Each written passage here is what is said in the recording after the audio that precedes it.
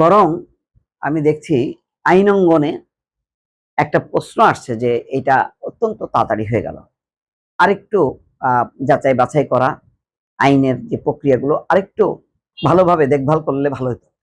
কিন্তু এটার ব্যাপারে যেহেতু জনমতের একটা চাপ আছে, অনেকেই মাঠে নেমেছিল, সরকার সেই চাপ সামাল দিতে বেশ কষ্ট হয়েছে, শেষ পর্যন্ত করেছে এবং যা করার সরকারই করলো।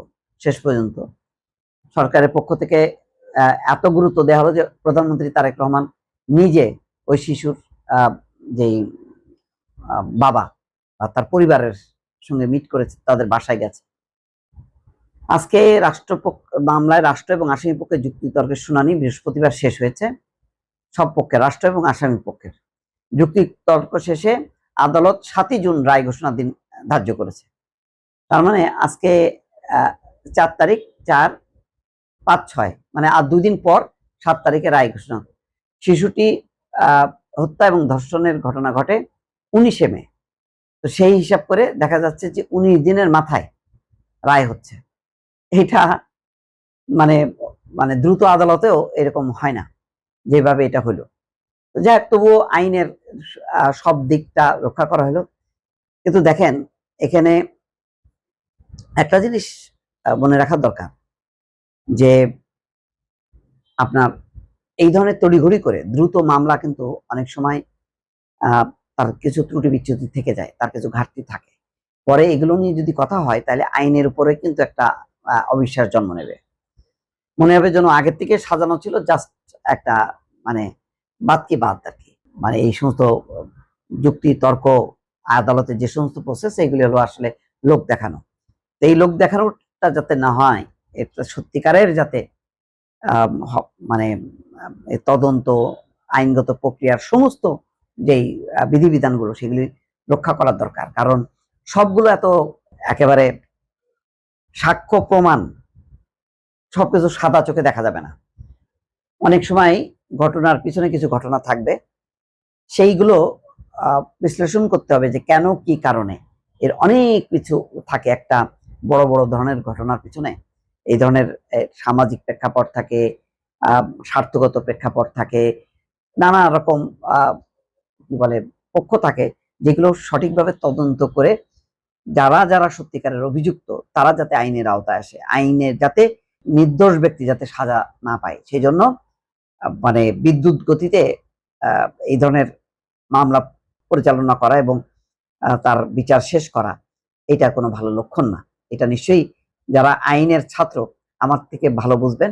আমি ইতিমধ্যে কিছু আভাস পেয়েছি যে এত দ্রুত না করলেও হতো, অন্তত 1 মাস 1.5 মাস হলেও এটার ব্যাপারে কোনো মানুষের মধ্যে এমন কোনো অনাস্থা থাকতো না যে না, এই বিচারটা হচ্ছে না, আবার সেই ঝুলে গেল বিচারটা, এরকম মনে করার কোনো কারণ ছিল না। এটা অনেকটা বলা যায় জনমতের চাপে পড়ে মানে দ্রুত, মানে কি এটা রকেট গতিতে একটা বিচার সম্পন্ন হলো। কিন্তু সব ক্ষেত্রে এই ধরনের বিচার করাটা আইনগত দিক থেকে গ্রহণযোগ্য হবে না বা তার ন্যায্যতা প্রতিষ্ঠিত হবে না। দর্শক,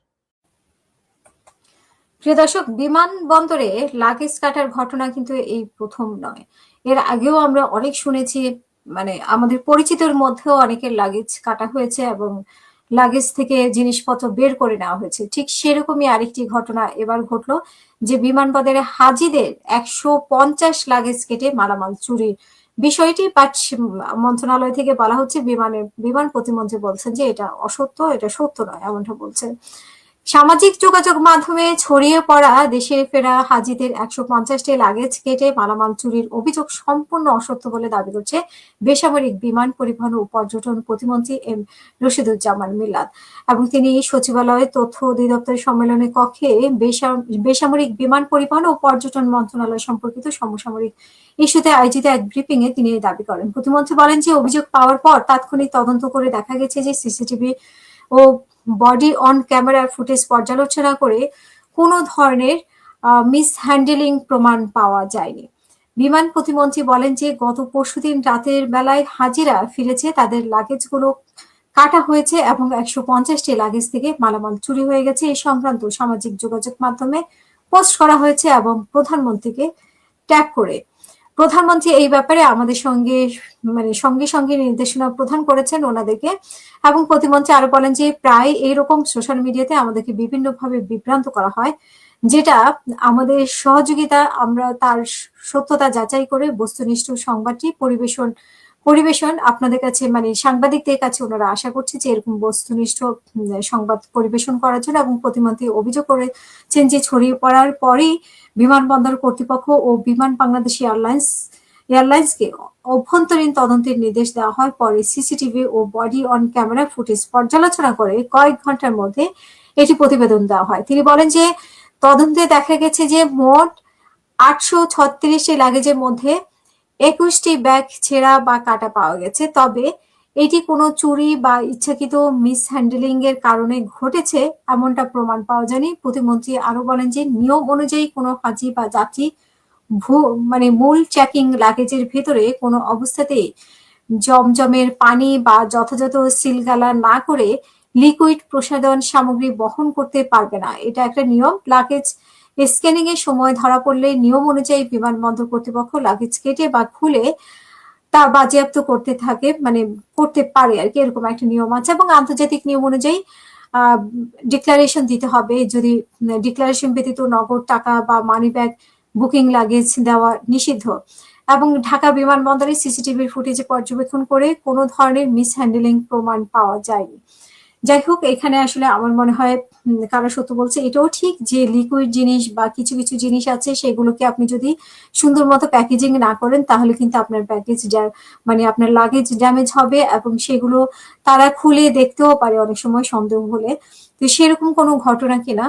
আবার আমরা কিন্তু অনিচ্ছাকৃত ভাবেই আমাদের লাগেজ গুলোকে ঠিক মতো গুছিয়ে নেই না, সেরকম একটা ব্যাপার হতে পারে। বা অনেক ধরনের জিনিস আমরা নিয়ে থাকি যেগুলো অ্যালাউ না, তো সেই ক্ষেত্রেও তারা কেটে দেখতে পারে আসলে। তবে লাগেজ চুরির ঘটনা বা লাগেজ কেটে জিনিসপত্র নিয়ে যাওয়ার ঘটনা, এগুলো কিন্তু একেবারেই উড়িয়ে দেওয়া যায় না। বিমানবন্দরে এই ধরনের ঘটনা প্রায় ঘটে থাকে। তবে এবারের ঘটনাটা কি সেটা অবশ্যই তারা তদন্ত করে দেখেছে, আমরা সেই তদন্তের উপর আস্থা রাখতে চাই।